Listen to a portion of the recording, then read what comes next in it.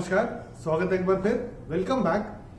ये वीडियो शुरू करने से पहले अगर आप हमारे चैनल पे पहली बार आए हैं तो आपसे अनुरोध है कि भगवत गीता चैंटिंग सीखने के लिए भगवत गीता चैंटिंग ट्यूटोरियल का जो हमारा प्लेलिस्ट है उसके पहले अध्याय के पहले श्लोक से सीखना शुरू करेंगे।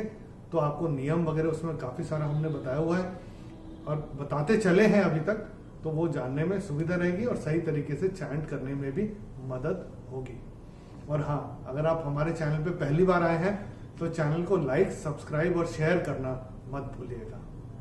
इस वीडियो में हम भगवत गीता के 7वें अध्याय का 25वां और 26वां श्लोक चैंट करना सीखेंगे।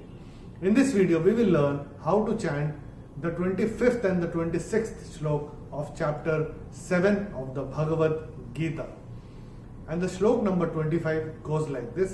25वें श्लोक को हम इस तरह से चैंट करते हैं। नाहं प्रकाशः सर्वस्य योगमाया समावृतः मूढ़ो यन्नाभिजानाति लोको मामजमव्ययम्। पहले देखते हैं इस श्लोक में पहला और तीसरा चरण कहां पे छूटते हैं। मैंने कैसे चैंट किया था? नाहं प्रकाशः सर्वस्य, पहला चरण यहां पे छूटेगा। मूढ़ो यन्नाभिजानाति, तीसरा चरण यहां पे छूटेगा। अभी हम देखते हैं इस श्लोक में कौन कौन से नियम लागू होते हैं, the rules that apply on this श्लोक। पहले चरण में ह के ऊपर अनुस्वार के बाद का अक्षर है प, और अनुस्वार के बाद जब प आएगा तो अनुस्वार का उच्चारण होगा म। तो ये हम अपनी किताब में नोट करके रख सकते हैं।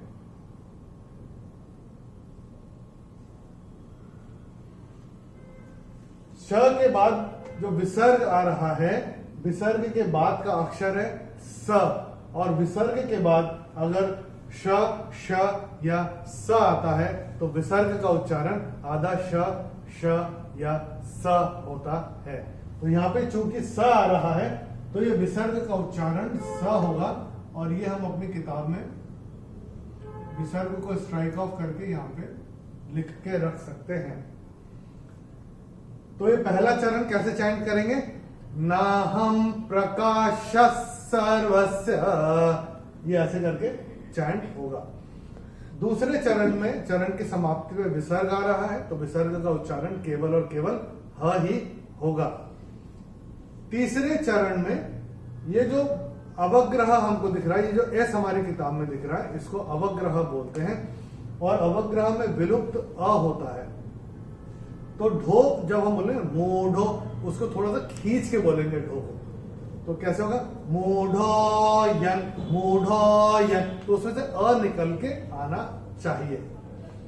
य के ऊपर अनुस्वार के बाद का अक्षर है न, और अनुस्वार के बाद जब न आएगा तो अनुस्वार का उच्चारण न ही होगा।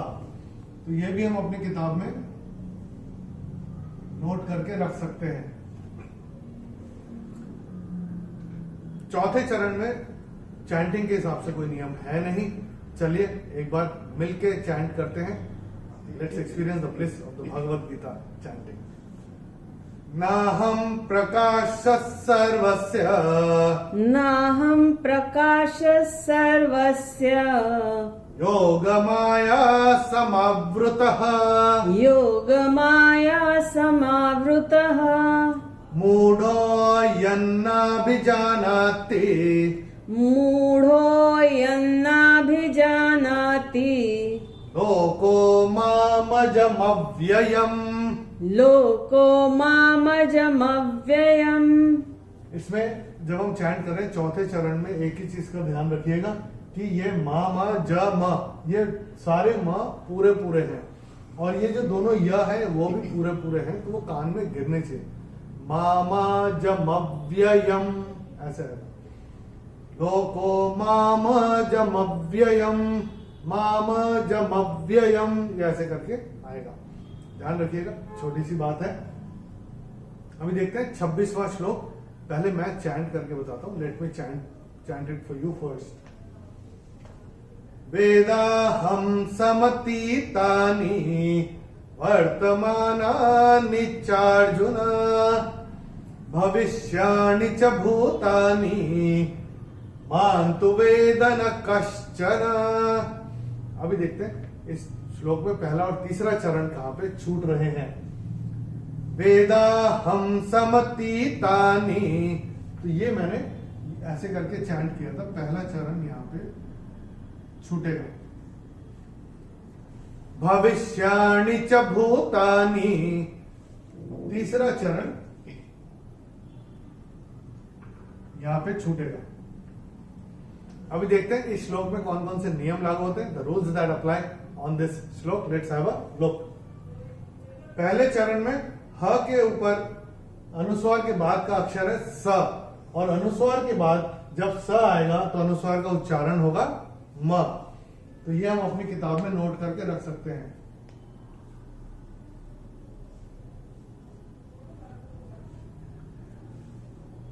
तो वेदाहं समतीतानि, ये ऐसे करके होगा।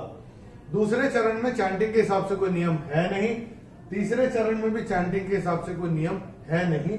चौथे चरण में मां के ऊपर जो अनुस्वार है उसके बाद का अक्षर है त, और अनुस्वार के बाद जब त आएगा तो अनुस्वार का उच्चारण होगा न।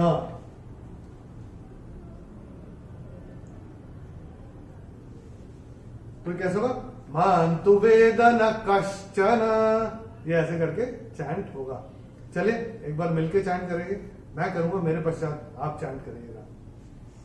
वेदाहं समतीतानि वेदाहं समतीतानि वर्तमानानि चार्जुन वर्तमानानि चार्जुन भविष्याणि च भूतानि भविष्याणि च भूतानि मां तु वेद न कश्चन मां तु वेद न कश्चन। चलिए एक बार दोनों श्लोक रिवाइज करते हैं। मैं चैंट करूंगा, मेरे पश्चात आप चैंट करिएगा। Let's experience the bliss of the Bhagavad Gita chanting. बोलते हैं ना, गीता चैंटिंग इज एनचैंटिंग। तैयार है? चलिए शुरू करते हैं।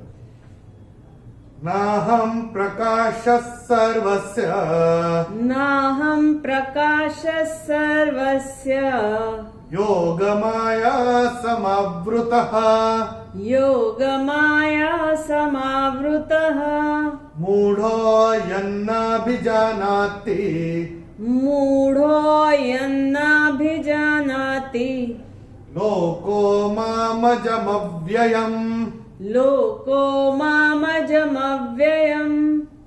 वेदाहं समतीतानि वेदाहं समतीतानि वर्तमानानि चार्जुन वर्तमानानि चार्जुन भविष्याणि च भूतानि भविष्याणि च भूतानि मां तु वेद न कश्चन। मां तु वेद न कश्चन। प्रैक्टिस करते रहिए, प्रैक्टिस करते करते आएगा। और जो नियम हम आपको बताते आ रहे वो अपनी किताब में नोट करके चलते चलिएगा। जब भी आप ये वीडियोस देखते हैं तो अपनी भगवत गीता इरेजर और पेंसिल साथ में लेके बैठिएगा, किताब में नोट करते जाइएगा। बाद में होता नहीं है, और अकेले में फिर जब नोट किया हुआ होगा अकेले बैठ के चैंट करेंगे तो बहुत मदद होगी, और सही तरीके से चैंट कैसे करना है वो हमको पता रहेगा। अगले वीडियो में हम भगवत गीता के 7वें अध्याय का 27वां और 28वां श्लोक चैंट करना सीखेंगे। In the next video, we will learn how to chant the 27th and the 28th slok of chapter 7 of the Bhagavad Gita. Till then, Namaskar, Hari Om.